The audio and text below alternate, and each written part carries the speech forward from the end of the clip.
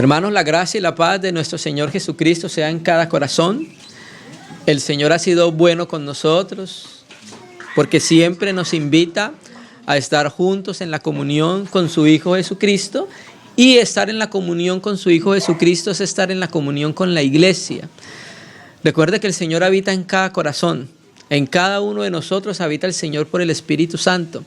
Y al tener contacto con nuestros hermanos, estamos teniendo contacto con la obra de Cristo y con el mismo Cristo en la vida de cada uno de los santos, hermano. Amén.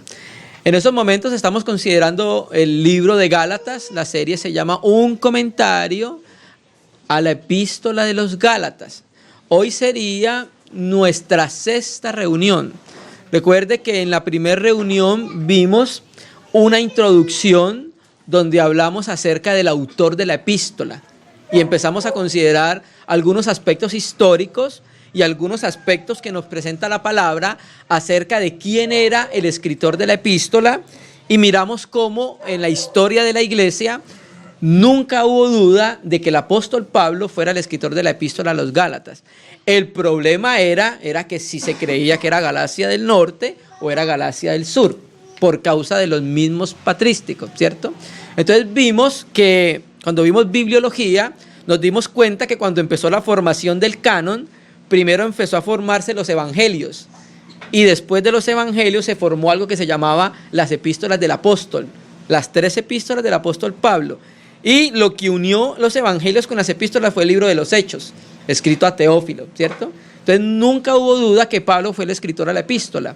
Entonces miramos cómo Pablo, aunque era discípulo de Hillel, de Gamaliel, y Gamaliel era discípulo de Hillel, uno de los grandes rabinos de Israel, Pablo, a pesar de eso, era un fariseo chamaíta, porque la diferencia entre los hileitas eran que eran muy laxos, no guardaban literalmente la ley punto por punto, en cambio los chamaítas eran apegados a la ley. Entonces vimos cómo Pablo era un fariseo chamaíta, cómo persiguió a la iglesia, y cómo entonces en la segunda reunión vimos la introducción a la epístola y nos dimos cuenta la razón del escrito de la epístola, que hoy lo vamos a tocar precisamente. Era por causa de que en Hechos 15 nos dice que unos judíos habían venido de Jerusalén, supuestamente con autoridad de los apóstoles del Señor Jesús, y empezaron a decir a los hermanos en Antioquía: si no se circuncidan, no pueden ser salvos. Entonces, a causa de eso, viene el apóstol Pablo y escribe su epístola, que vimos que era una epístola circular, porque iba no solamente a una iglesia, sino varias. ¿Por qué? Porque Galacia era un distrito. Por eso dice a las iglesias en plural de Galacia. ¿Listo? Entonces ya empezamos a considerar la exégesis de los capítulo 1, capítulo 2. Hoy vamos a considerar un aspecto necesario para la vida cristiana, que todo creyente sobre la faz de la tierra debe tenerlo claro, porque si esto no se tiene claro, se puede caer en una herejía, ¿sí? Vamos a mirar el aspecto, yo pienso que es uno de los aspectos principales en la doctrina que predicaba el apóstol Pablo, y era que la justificación por la fe. Y no había nadie más apto para hablar de eso que Pablo. ¿Por qué? Porque Pablo creía en la justicia por la ley, y él mismo lo dice en cuanto a la justicia que es por la ley, ¿cómo era? Irreprensible. O sea que si había alguien que creía en la justicia por la ley, ¿era quién? Era Pablo. Pero el mismo que creía que podía llegar a ser justificado por las obras de la ley, el mismo que dice eso, ¿sabe qué nos dice? Concluimos pues que el hombre es justificado sin las obras de la ley y por la fe. Entonces vamos a mirar ese aspecto tan importante para nosotros. Hoy vamos a considerar la primera parte de Gálatas 2, del 11 al 16. Vamos a parar en el 16 para la próxima reunión complementarlo, porque nos va a hablar entonces, yo creo que es de la columna del evangelio que predicó el apóstol Pablo. Hoy vamos a considerar varios aspectos de los judíos y de los gentiles. Vamos a leer Romanos capítulo 3, versículo 9. Recuerde que las cartas de Romanos y Gálatas son epístolas muy parecidas, hablan de temas muy parecidos. Romanos 3, versículo 9. ¿Qué pues? ¿Somos nosotros mejores que ellos? ¿Quiénes somos nosotros? Los judíos. Venía hablando de los judíos.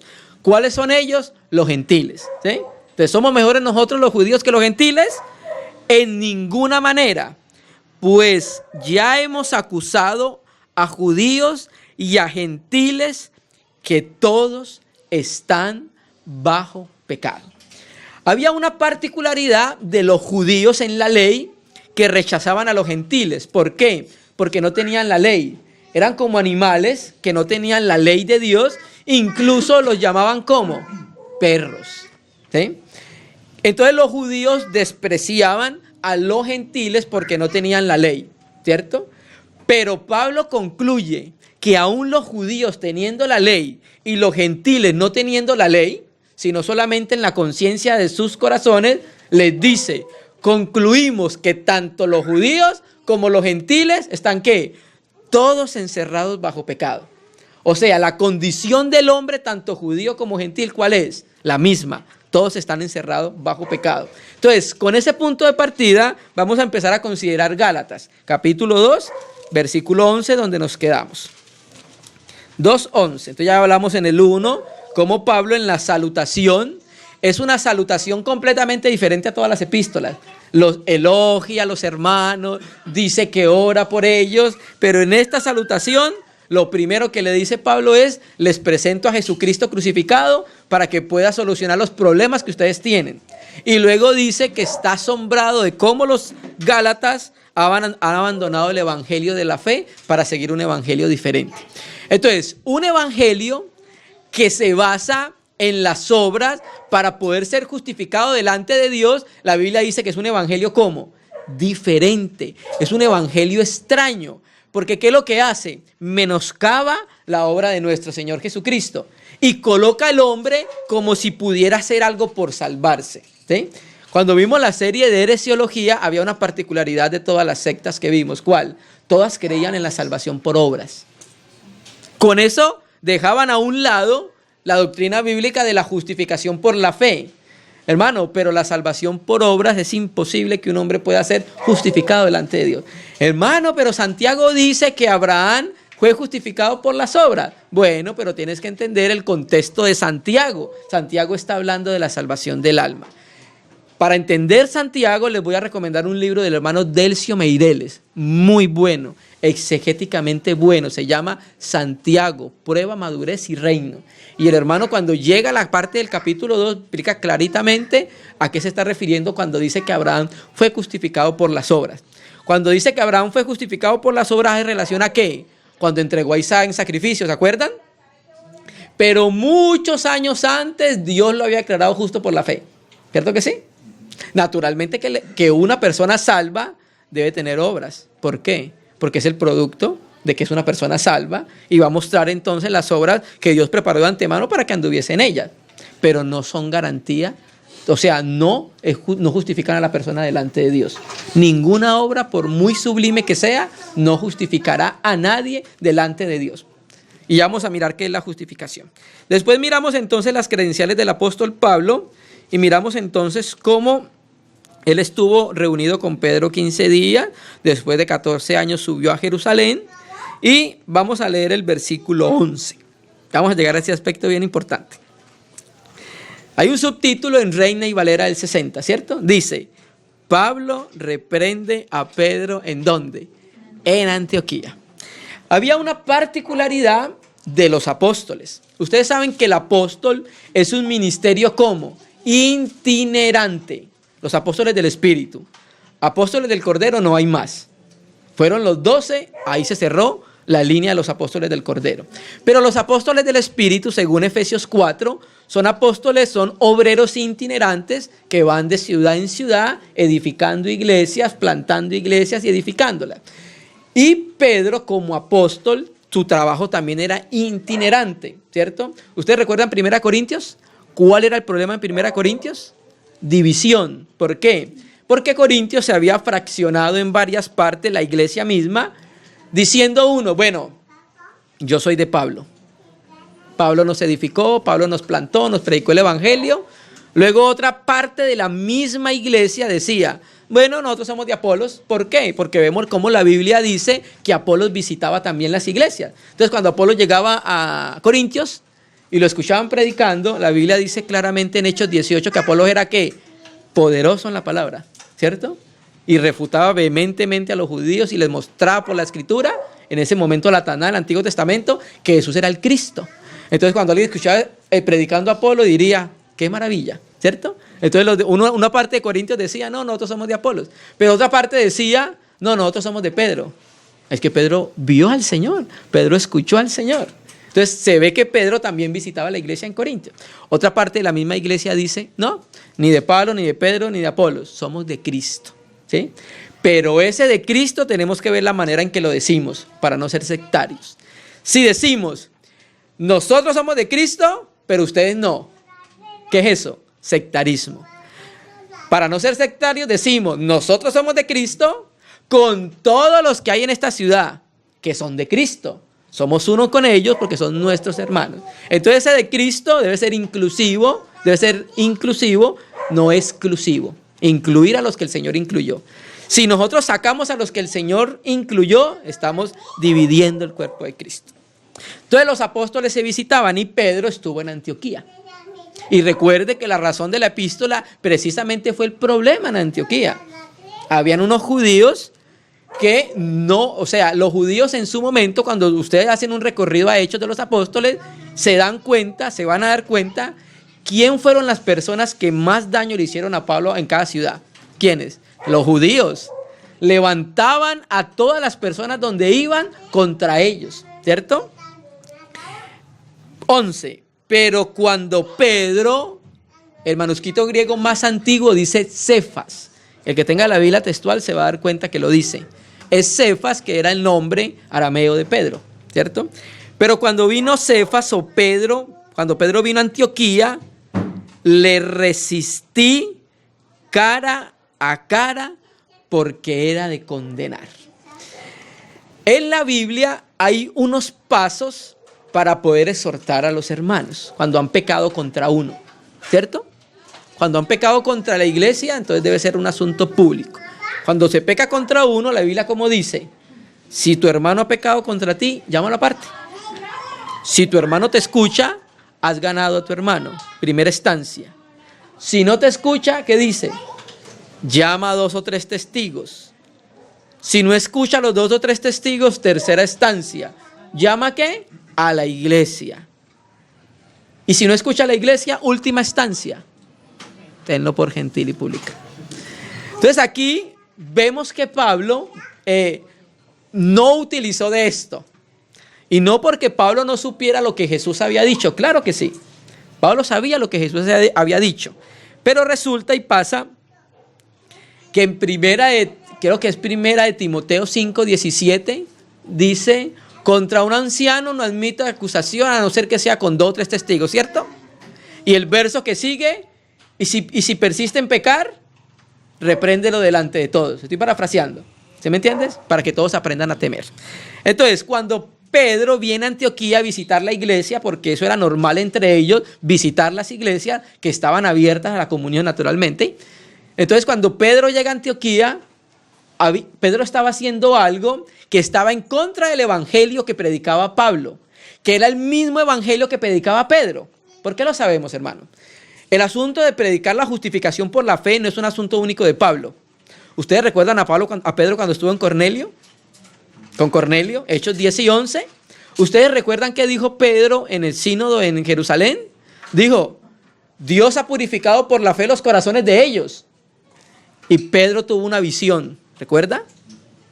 Animales inmundos descendiendo y tuvo que hacerlo 3 veces. El Señor tiene que hablarnos muchas veces, hay veces. 3 veces bajó el lienzo, muchos animales inmundos. Entonces la voz le dice, la voz divina, Pedro, sacrifica y come. Eso es lo que dice el griego, sacrifica. Y Pedro, Señor, como parece que no me conocieras, por mi boca no ha entrado nunca nada inmundo. Y el Señor entonces le dice, lo que Dios limpió, no lo llames tú como un inmundo. Entonces Pedro entendía la justificación por la fe, que no era necesaria las obras para que una persona gentil pudiera acceder al reino de los cielos, pudiera ser parte del cuerpo de Cristo. Entonces cuando Pedro llegó a Antioquía, empezó a hacer ciertas cosas en las cuales Pablo tuvo que enfrentarse a él. Porque dice la Biblia, era de condenar.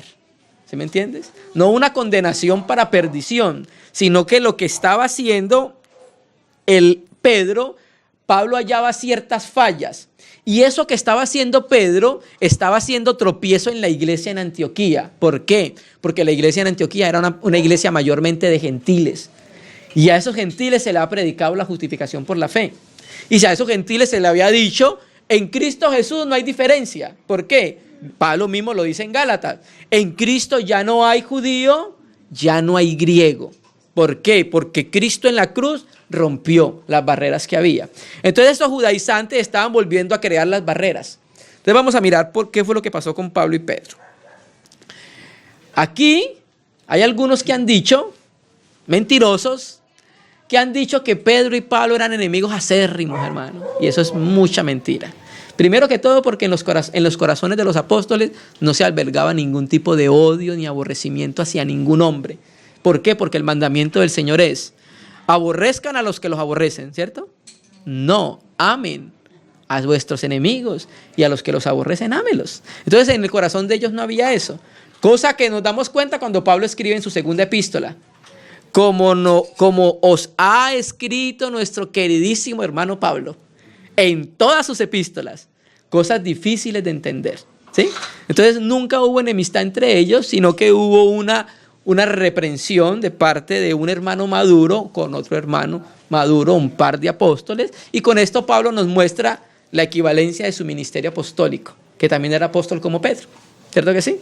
Porque recuerde que uno de los problemas en Galacia era que estaban dudando del apostolado de Pablo, y habían dicho, no, Pablo no es apóstol, no, apóstoles son los del Cordero allá en Jerusalén, pero él no es apóstol. Entonces por eso empieza la epístola, Pablo, apóstol de Jesucristo, ¿cierto? Tratando el primer problema. Entonces dice, pues antes que viniesen algunos de parte de Jacobo, este Jacobo es el hermano del Señor Jesucristo, que era un apóstol prominente en Israel. Pues antes de que viniesen algunos de parte de Jacobo, comía con los gentiles, pero después que vinieron se retraía y se apartaba porque tenía miedo de los de la circuncisión. Entonces vamos a mirar algo bien importante. Ustedes saben que los judíos no comían con los gentiles. La comida de los judíos era una comida completamente, se llama kosher, ¿cierto? Que es supuestamente limpia. Tú invitas a un judío a comer y hay que hacer ciertas prácticas para poder comer carne. Bueno, los que guardan la ley, naturalmente. Entonces ellos no comían con ellos, no estaban con ellos, porque naturalmente había una división por causa de la ley, ¿cierto?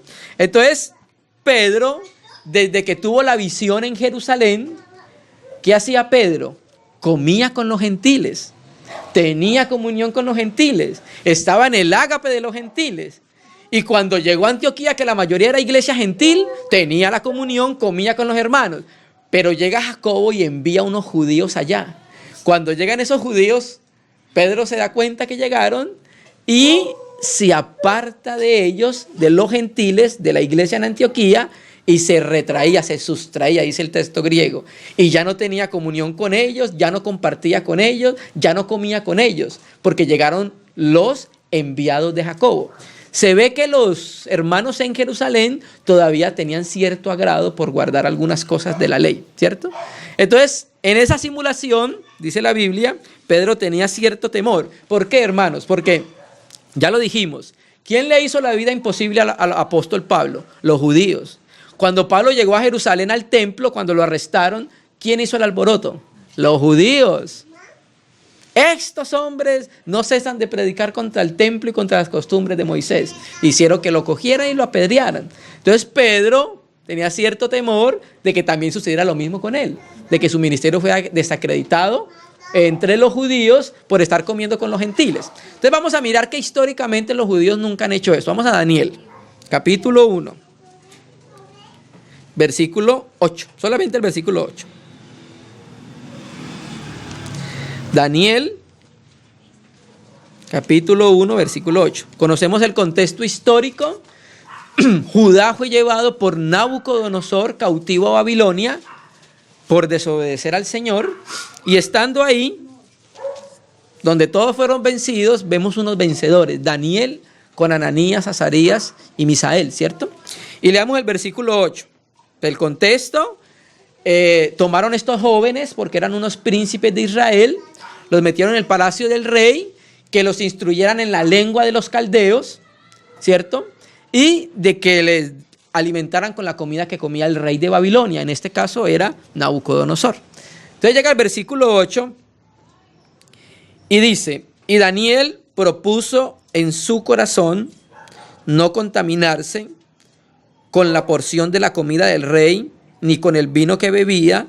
Pidió por tanto al jefe de los eunucos que no se obligase a contaminarse. ¿Por qué? Primero, la mayoría de alimentos de los babilonios eran ofrecidos en sacrificios a Moloch, a Abel, a Marduk, ¿cierto? Entonces los judíos sabían eso. Y Daniel era un guardador de la ley, aunque no estaba en Jerusalén, aunque no estaba el templo, él guardaba la ley en su corazón. Entonces él dijo, no, porque al yo comer con ustedes, estaría comiendo alimentos que no son alimentos aceptados por la Torá y ofendería a Dios, ¿cierto? Entonces ustedes saben que lo que sucedió, fueron alimentados con legumbres y con aguas, y el Señor hizo un milagro, porque eso es un milagro. Regularmente uno cuando come verdura no engorda, pero ellos estuvieron robustos, ¿cierto? Y con agua. Entonces el Señor operó y hizo un milagro por causa de que Daniel propuso en su corazón guardar la palabra del Señor. Entonces este versículo nos muestra que históricamente los judíos siempre han estado divididos en relación con comer y participar de los alimentos de los gentiles, porque para ellos tiene un trato diferente. Ahora, eso es en el aspecto histórico. Vamos al tiempo que estábamos leyendo. Vamos a Hechos 10, versículo 28. Y vamos a hablar del tiempo de Pedro con Cornelio. Ustedes saben que Cornelio era un centurión, era italiano, no era judío. Y vamos a leer el versículo 28. Amén. Hechos 10, 28, ¿lo tenemos? Entonces, Cornelio tiene una visión, le dice que mande a buscar a Simón Pedro. Simón Pedro llega a la casa con algunos judíos. Cuando Simón Pedro llega a la casa de Cornelio, mire lo interesante de el saludo que le da Simón Pedro a Cornelio. Vosotros sabéis cuán abominable es para un varón judío juntarse o acercarse a un extranjero. O sea, mira ese saludo. Es como si alguien nos invitara a la casa y nosotros le dijéramos en la puerta de la casa, ¿usted sabe que es una abominación para mí que yo entre a su casa? ¿Usted sabe que es una abominación para mí que yo me junte con usted? Ese es el saludo con que entra Pedro. ¿Por qué? Porque efectivamente los mismos rabinos habían hecho una separación muy drástica entre los judíos y los gentiles, ¿cierto? Y la Torá la ley hace una cierta separación, pero mira hasta el punto donde habían llegado, ¿cierto? Entonces ahí vemos que los mismos judíos, y Pedro era alguien que también creía en eso y estaba apartado de cualquier comunión con los gentiles. Pero llegamos al capítulo 11, donde Pedro es recriminado por algo. Vamos a leerlo. 11, vamos a leerlo del 1 para tomar el contexto y lleguemos al versículo 3. Ya después de que Pedro, después de que los gentiles con Cornelio reciben el Espíritu Santo, después de que son bautizados, llegamos al versículo 11, capítulo 11, versículo 1. Oyeron los apóstoles y los hermanos que estaban en Judea que también los gentiles habían recibido la palabra de Dios. Y cuando Pedro subió a Jerusalén, disputaban con él los que eran de la circuncisión, diciendo, mira lo que le dicen los judíos de la circuncisión: ¿por qué has entrado en casa de hombres incircuncisos y has comido con ellos? ¿Se me entiende? Después de la revelación que Pedro tuvo, Pedro entendió que era la comunión, que la comunión se podía establecer con cualquiera que creyese en Jesucristo como el Señor, en base a la fe. Porque recuerde que Cornelio no era judío. Cornelio no observaba la ley y él fue salvo por creer en Jesucristo. Cuando puedan leen todo Hechos 10, donde habla acerca cómo creyó Cornelio y recibió el Espíritu Santo, ¿cierto? Entonces vienen los judíos judaizantes y atacan a Pedro. Estuviste en casa de un gentil. Y no solo eso, comiste con un gentil. Tú no sabes que esas comidas son abominación a los ojos del Señor, ¿cierto? Entonces mira, con ese contexto llega entonces el apóstol Pedro a Antioquía, siendo libre, pudiendo participar con los alimentos, de los alimentos con los hermanos. Hermano, y eso era una práctica común en el primer siglo, ¿no lo dice Hechos? Comían, tenían todas las cosas en común, ¿cierto? Entonces Pedro, ¿qué estaba haciendo? Practicando la comunión del cuerpo de Cristo unos con otros, comiendo juntos con la sencillez y con la alegría de corazón, ¿cierto? Entonces, en ese contexto volvamos a Gálatas. Marque Gálatas que vamos a volver a él. 13.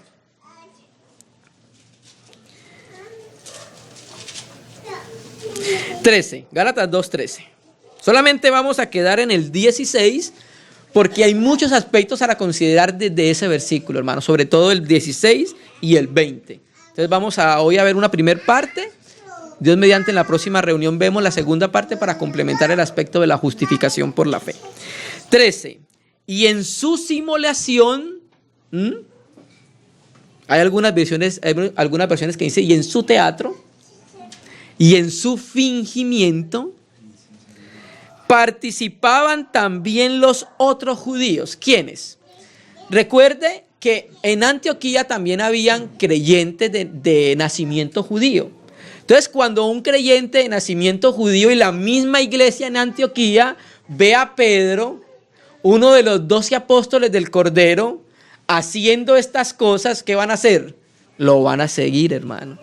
Por eso nosotros vemos que hoy en el cristianismo muchas de las prácticas de nuestros hermanos son porque están viendo a las personas que van delante de ellos, y no están considerando lo que dice la Biblia. Así sean cosas equivocadas, pero no están yendo a la palabra. Entonces estos hermanos, al ver a Pedro, cayeron en esa simulación que tenía Pedro. Hermano, porque Pedro ya tenía una realidad de lo que el Señor había hecho cuando Cristo murió y derramó la sangre, que de los dos pueblos hizo uno. Eso Pedro lo tenía claro. Pero ¿qué pasó? La reprensión de Pablo a Pedro es ¿por qué? Porque Pedro estaba haciendo eso no por convicción. ¿Sí me entiende? Él lo hizo no por convicción, porque él sabía que eso era real, no, porque tenía miedo de la circuncisión. Y en su simulación participaban también los otros judíos, de tal manera, y esto sí fue la gota que llenó el vaso, que aún Bernabé fue arrastrado por la hipocresía de ellos. Esto fue lo que llenó la copa de Pablo. ¿Por qué, hermanos? ¿Quién fundó la iglesia en Antioquía? Pablo con Bernabé.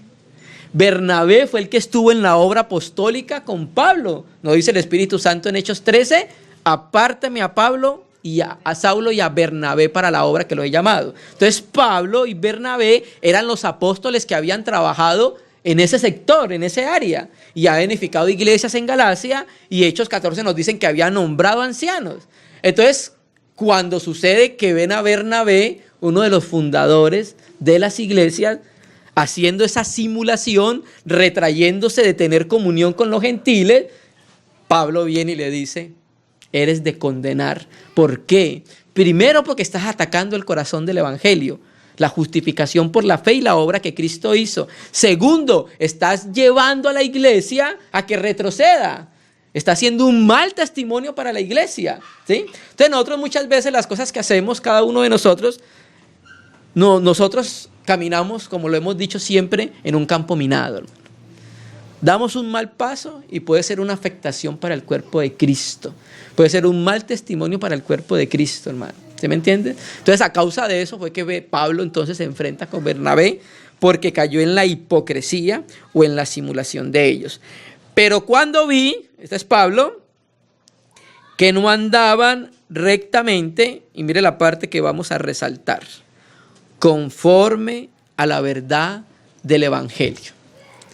Este fue el problema por el cual Pablo se enfrenta con Pedro y por el cual Pablo escribe la razón principal de la epístola, ¿sí? Entonces, ¿qué pasó? Pedro no estaba andando conforme a la verdad de la palabra. Pablo lo que estaba defendiendo era la verdad que él había predicado en las iglesias gentiles, que no hay separación entre gentiles y judíos, que la muerte de Cristo hizo un solo cuerpo, que la justificación por la fe nos dio salvación. Entonces los judíos con Pedro estaban creyendo que la santificación por guardar la ley era superior a la justificación por la fe, hermano. Entonces cuando Pablo dice, conforme a la verdad del evangelio, y es ahí donde cada uno de nosotros debemos entrar a contender. Muchas veces no por cosas periféricas que están en el exterior, sino por las cosas centrales del evangelio, ¿sí? Por ejemplo, si alguien nos dice que Jesús no es el Cristo, el Hijo del Dios viviente, tenemos que entrar a contender por eso, porque es una verdad fundamental del evangelio. ¿Cierto que sí? Una vez estando en Barranquilla, estamos en una mutualidad, y entonces había una hermana que no entendía algunas cosas, y entonces dijo en medio de la reunión, el Dios de los musulmanes es el mismo Dios de los judíos. Un momentico, no es lo mismo. Hay una grande diferencia entre el Dios de Abraham, Isaac y Jacob y el Dios de los musulmanes. Entonces las cosas fundamentales son cosas que debemos guardar, porque si se mueve el fundamento se cae el edificio. ¿Cierto que sí? ¿Sí? Si se mueve el fundamento se cae el edificio. Entonces el fundamento de Pablo era de que ya no había gentil ni judío, que todos éramos uno en Cristo, y eso lo logró el sacrificio de Jesucristo, el cual el hombre accede a la salvación no por medio de ninguna obra, ni siquiera la obra de la ley, sino por medio de la fe. O sea, Dios nos salvó ¿por qué? Por gracia. Fue pura gracia de Dios que tuvo para salvarnos. Pero ¿cuál es el instrumento por el medio por el cual alcanzamos la salvación? Fe. Fe es el instrumento por el cual nosotros alcanzamos la salvación en Jesucristo. Y Pablo por eso defiende férreamente la justificación por la fe, porque es fundamento de un cristiano y es fundamento de cada iglesia. Donde se mueva eso se quita el fundamento y se cae en la justificación por las obras, que nunca podrá justificar al hombre. ¿Sí? Porque recuerda lo que leímos nosotros, y ahorita lo vamos a volver a leer en Romanos 3:9. Como está escrito, no hay justo ni aún uno. Dios mira la tierra, voy a mirar si hay un justo. Bueno, Pablo escribe, no hay ningún justo. ¿Tomando quién? Tomando el Salmo. ¿Ustedes recuerdan Sodoma y Gomorra? Empieza una negociación entre Abraham y Dios. Señor, o sea, sabemos lo que estaba buscando Abraham, salvar a Lot y a su familia. Y Abraham calculaba, bueno, Lot, su esposa, sus hijas, los esposos de sus hijas. Bueno, yo creo que va a haber como 10. Señor, ¿y si hay tanto la destruirá?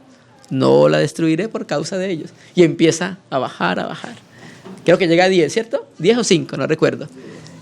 Señor, ¿y si hay 10? No la destruirá. ¿Qué pasó? La destruyó. Entonces Dios miró y no había ningún justo. No había quien hiciera el bien, ¿cierto? Pero cuando vi que no andaba rectamente conforme a la verdad del evangelio, dije a Pedro o a Cefas, delante de todos, ¿eh? También hay que entender la estatura de Pedro y Pablo. Tú no puedes coger a un niño en Cristo delante de toda la iglesia y exhortarlo. Lo más probable es que se sienta ofendido y lo más probable es que no quiera nada con el Señor. Hay que tener tacto para poder incluso exhortar a los hermanos y a las hermanas. Hay que tener sabiduría en la manera en cómo nos dirigimos a nuestros amados hermanos, hijos de Dios, delicados. Pero cuando hay que hablar, hay que hablar. Por ejemplo, Pablo. Y lo he entregado a Satanás. Ay, tan duro, ¿cierto? Y lo dice 2 veces. lo he entregado a Satanás para que aprenda a no blasfemar, ¿cierto? Entonces la estatura de Pablo y de Pedro ya eran hermanos maduros, se creían, ¿cierto? Había transcurrido un tiempo. Y entonces Pedro podía exhortar la exhortación en frente de todos. ¿Por qué lo sabemos? Porque Pedro más adelante escribe, nuestro querido hermano Pablo, el que me exhortó. No, nuestro querido hermano Pablo, ¿cierto? Solamente, ¿cierto? Entonces, delante de todos, para que la iglesia entendiera, para que los judíos que estaban con ellos entendieran que Pedro había fallado en ese asunto, hermano. ¿Sí? Recuerde que en el campamento se habló mucho de Pedro, ¿cierto? Pedro, cuando tiene la revelación, ¿quién dicen los hombres que soy yo? Bueno, unos dicen que tú eres el profeta, de acuerdo a Deuteronomio 18, otros dicen que tú eres Jeremías, ¿cierto? Y eso que no le dijeron Elías, y eso que no le dijeron lo que decían los judíos. Unos dicen que tú eres hijo que eres Belcebú, eso no lo dijeron.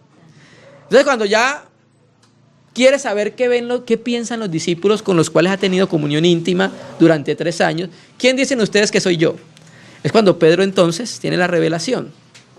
Pero lo impactante es que después de 3 versículos, después de que Pedro, el Señor Jesús llama a Pedro piedra, 3 versículos, ¿sabe cómo le dice? Apártate de mí, Satanás. ¿Cierto que sí? 3 versículos después, apártate de mí, Satanás. Entonces, hermano, esto nos enseña, aunque en cada uno de nosotros podemos entender y ver la realidad de las cosas de la iglesia, ver que es un candelero, conocer el ser de Dios, pero si nosotros no estamos vigilando, en cualquier momento podemos tropezar, y eso fue lo que pasó con Pedro. Pero cuando vi que no andaba rectamente conforme a la verdad del evangelio, dije a Pedro delante de todos: si tú, siendo judío, vives como los gentiles y no como judío. ¿Por qué Pablo le dice esto? Porque Pedro, después de la revelación que tuvo, ya no vivía más como judío. ¿Por qué? Porque comía con los hermanos. Si viviera como un judío, no comería con los hermanos, no tendría comunión con los hermanos gentiles, se apartaría como el resto de judaizantes.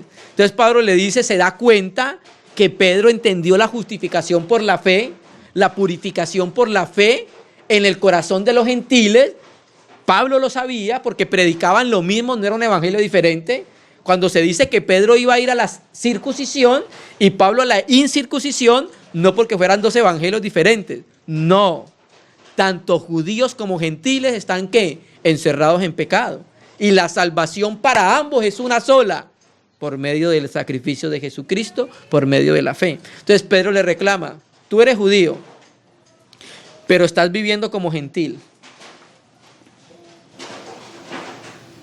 ¿Por qué obligas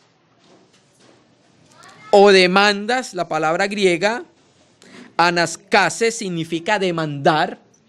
¿Por qué demandas a los gentiles a judaizar?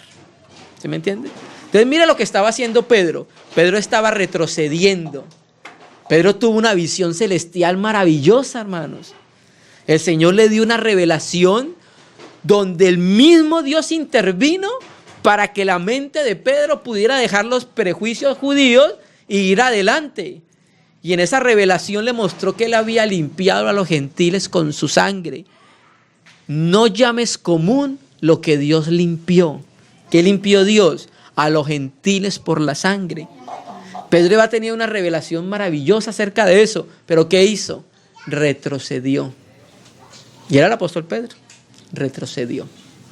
¿Sí me entiendes? Entonces es el reclamo que Pablo le hace. Acá en la iglesia en Antioquía la mayoría son gentiles. ¿Por qué estás obligando a los gentiles a judaizar?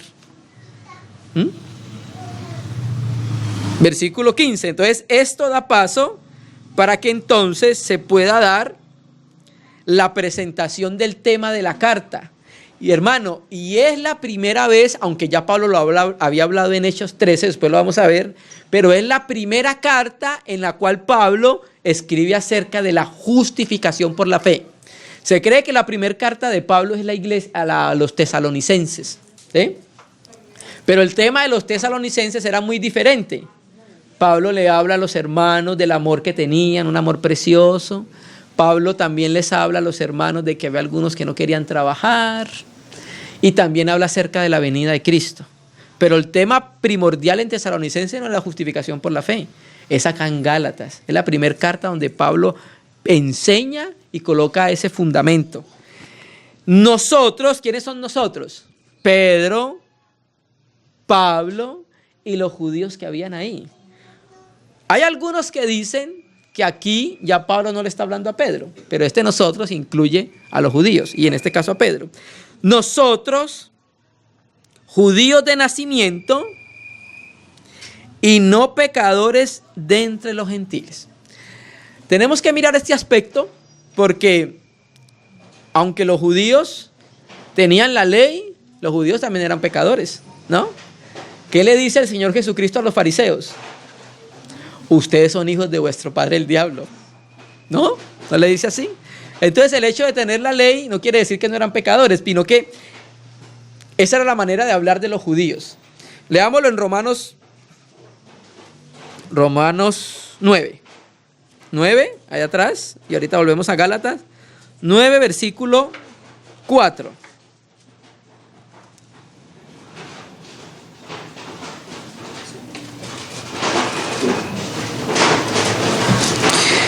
Romanos 9:4 dice, hablando de los judíos, que son israelitas, de los cuales son la adopción, la gloria, el pacto, la promulgación de la ley, el culto y las promesas. ¿Sí? Entonces, esa era la manera en que los judíos se referían a ellos mismos. Claro, somos descendientes de Abraham, se nos hicieron las promesas, tenemos la palabra de Dios, somos un pueblo apartado, ¿cierto? Entonces, por eso Pablo le dice, nosotros judíos de nacimiento y no pecadores de entre los gentiles. Hermano, pero Pablo ya había entendido la obra que hizo Jesucristo en la cruz. Ya entendió Pablo que Dios había tumbado la barrera que había en un pueblo y el otro pueblo. Vamos a leerlo en Efesios, capítulo 2, versículo 14. Ahí adelante de Gálatas. Leemos así porque la palabra dice, la suma de tu palabra es verdad. Entonces, cuando sumamos la Biblia, se interpreta hacia nosotros. Efesios 2:14. Efesios 2:14, ¿lo tenemos?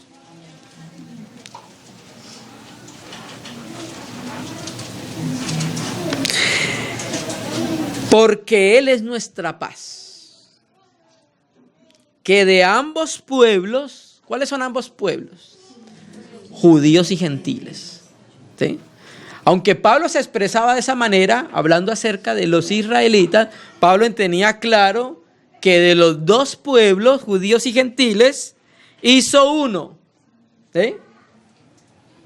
Derribando o anulando la pared intermedia de separación, aboliendo en su carne las enemistades, la ley de los mandamientos expresados en ordenanzas, para crear en sí mismo de los dos un solo y nuevo hombre. ¿Sí?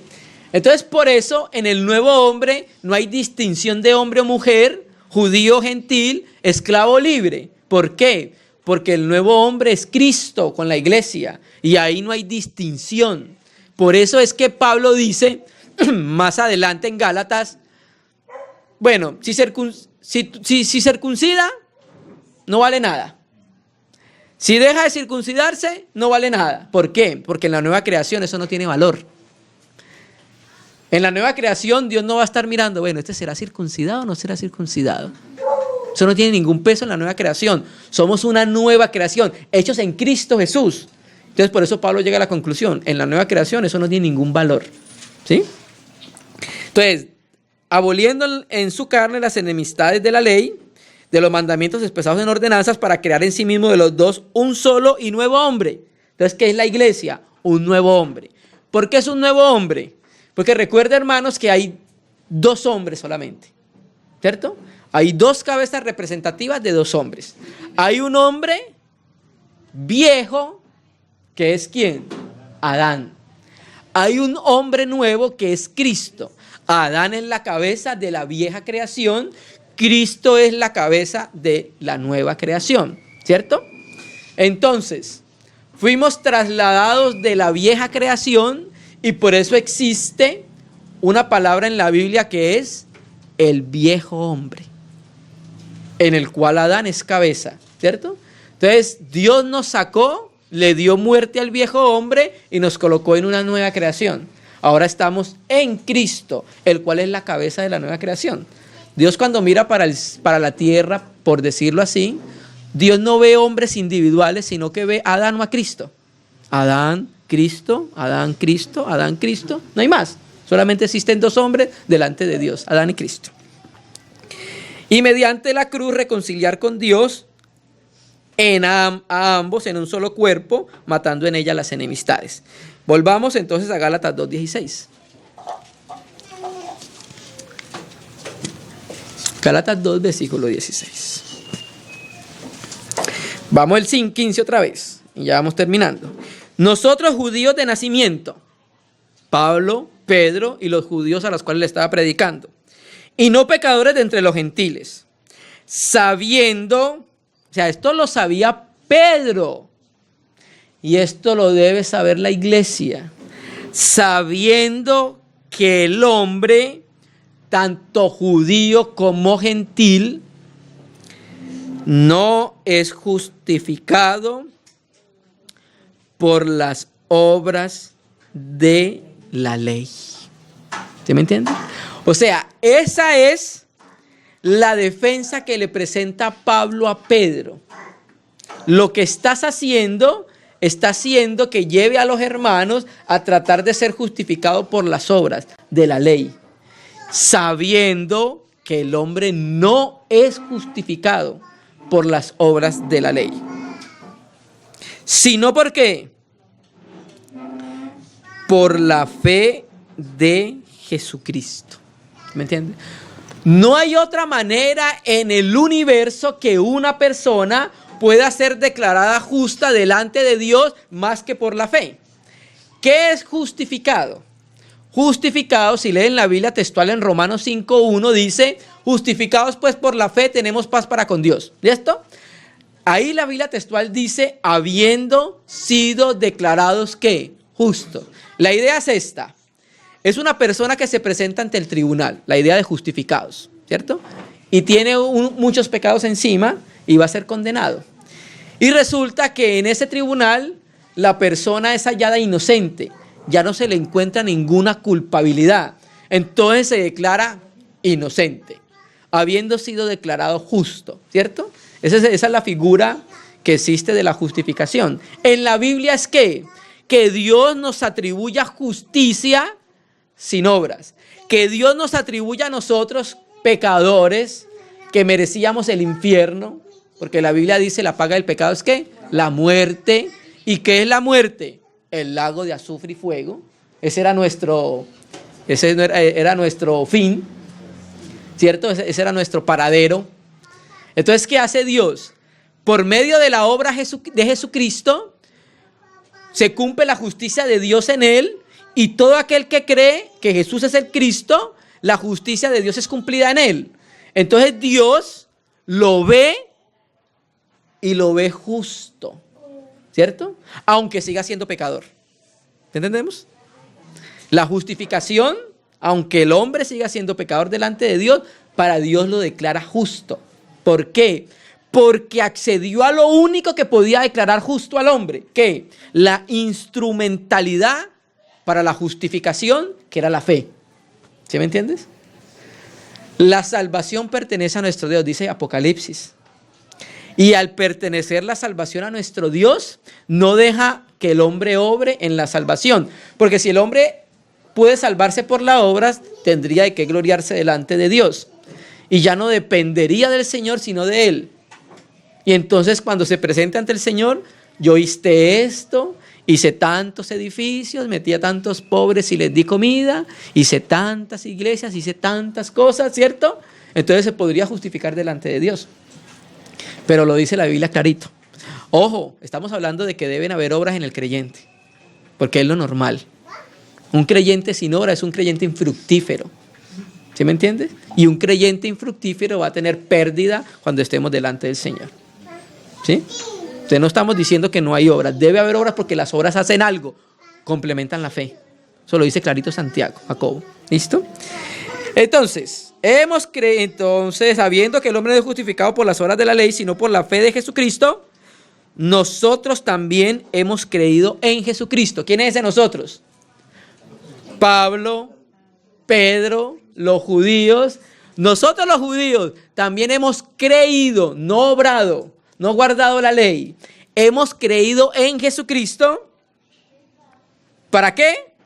Ser justificados por la fe de Cristo y no por las obras de la ley.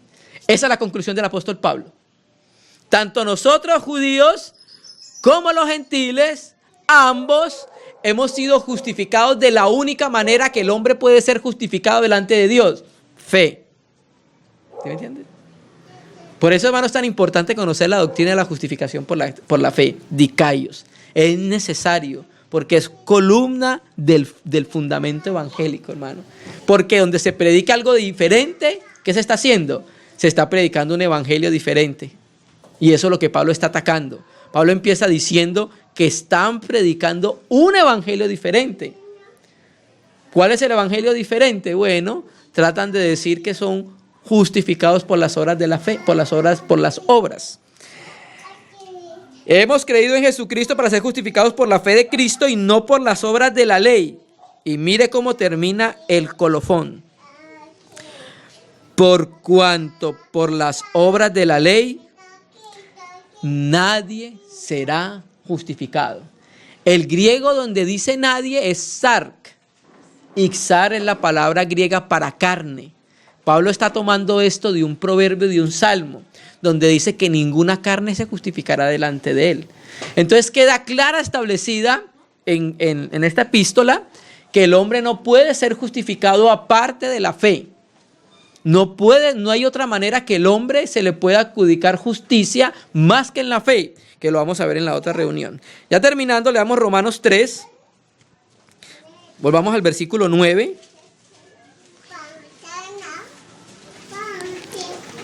Volvamos nuevamente a leer Romanos 3:9. Entonces mira cómo dice: nosotros hemos creído, o sea, Pablo, Pedro y los judíos, en Jesucristo para ser justificados. Entonces volvamos a Romanos 3:9. ¿Qué pues? ¿Somos nosotros mejores que ellos? En ninguna manera. Pues ya hemos acusado a judíos y a gentiles que todos están bajo pecado. Como está escrito, no hay justo, no hay ni aún uno. ¿Me entiendes? 11. Y ahora vamos a mirar que la ley no fue dada para justificar. Hay una justicia que es de la ley, pero la ley no fue dada para justificar. La Biblia dice claramente que la ley, ¿qué era? Nuestro pedagogo. La ley era nuestro ayo, ¿para qué? Para llevarnos a Cristo.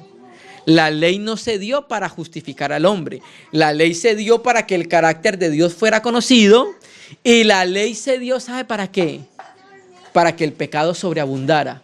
Alguno va a decir, ¿cómo así que el pecado sobreabundara? Claro, para que nosotros conociéramos qué era lo que pecaminoso. Si nosotros no hubiésemos tenido la ley, nosotros no hubiéramos sabido que adulterar era malo. Aunque había algo en la conciencia que le decía que eso estaba malo, la ley escrita nos revela y nos muestra eso es pecado. Vamos a leer eso. 19.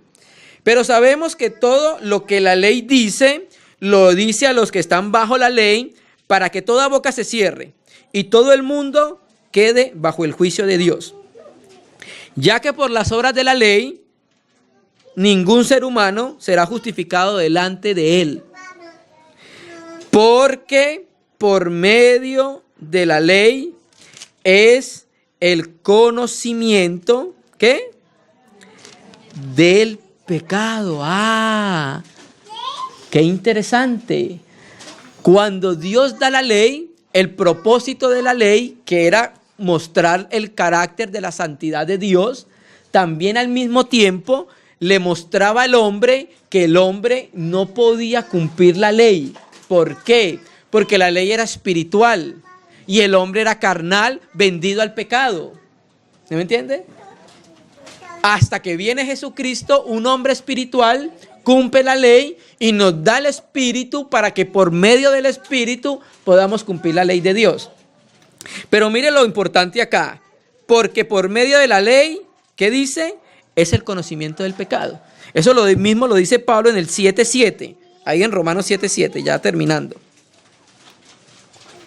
Romanos 7:7.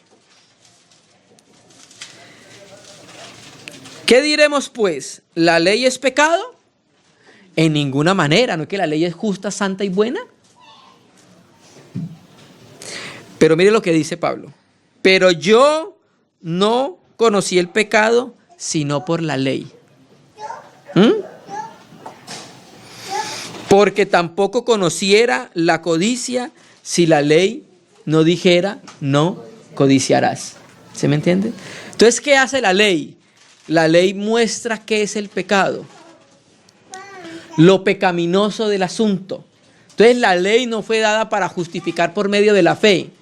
La ley fue dada para poder mostrar a los hombres el carácter santo de Dios, pero al mismo tiempo mostrarle a los hombres qué es el pecado. La ley no iba a justificar, lo que justificaba era la fe. Abraham fue justificado no por la ley, porque ni siquiera existía la ley. Fue justificado ¿por qué? Por la fe, ¿cierto? Entonces, eso es lo que vamos a entrar a considerar en la reunión siguiente, el versículo 16 donde nos quedamos, donde dice, sabiendo que el hombre no es justificado por las obras de la ley, sino por la fe de Jesucristo, también nosotros hemos creído en Jesucristo para ser justificados por la fe de Cristo y no por las obras de la ley, por cuanto por las obras de la ley nadie será justificado delante de él.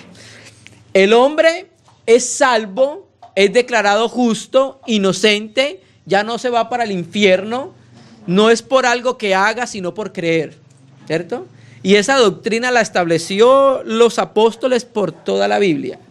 Hay algunas partes que tenemos que entrar a considerar cuando está hablando de las obras, pero regularmente los apóstoles, cuando tú miras la predicación que dieron siempre, ¿cuál fue? Justificación por la fe, declarados justos por la fe. Nosotros fuimos salvos por creer, no por hacer, pero después de creer tenemos que hacer, ¿cierto? Porque hay unas obras que Dios preparó de antemano para que hiciésemos. Nosotros somos el huerto de Dios. Dios es un agricultor, un labrador. Y entonces el Padre está trabajando con el Hijo por el Espíritu Santo para que su huerto dé fruto. Esas son las obras. La manifestación de Cristo, la expresión de Cristo en nuestro corazón. Amén, hermano. Entonces, Dios mediante, en la próxima reunión terminaremos el aspecto del versículo 16. Es necesario que cada vez más nosotros seamos cimentados en esta bendita realidad de que Dios justifica al hombre sin las obras de la ley por medio de la fe. Vamos a orar al Señor, hermanos.